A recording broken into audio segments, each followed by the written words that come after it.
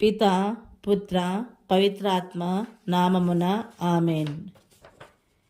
దేవుని కోసం మానవుని కోసం దేవుణ్ణి భజించకూడదు.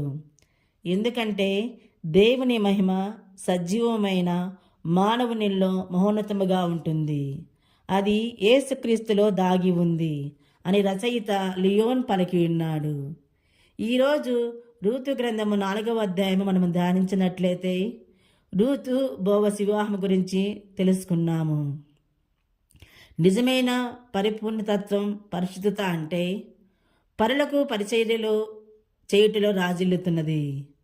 అదేవిధముగా ఈరోజు రూతు దగ్గర బంధువు అయిన వారు తనని వివాహం చేసుకొని అని చెప్పినప్పుడు బోవసు వివాహం చేసుకొని తనకు నూతన జీవితాన్ని ప్రసాదించాడు.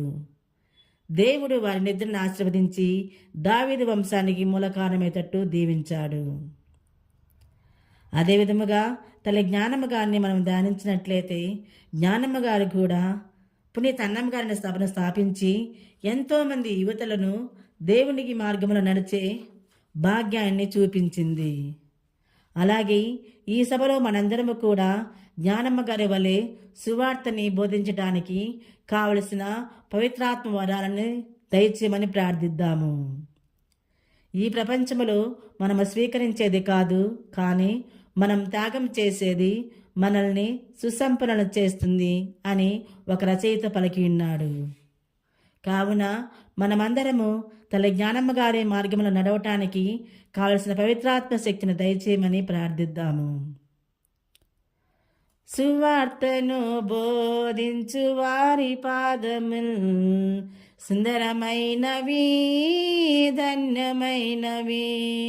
సువార్తను బోధించు వారి పాదముల్ సుందరమైనవి, ధన్యమైనవి. జై జై యేసునామం, జై జై క్రీస్తునామం, జై జై యేసునామం, జై జై క్రీస్తునామం. సువార్తను బోధించు వారి పాదముల్ సుందరమైనవి, ధన్యమైనవి.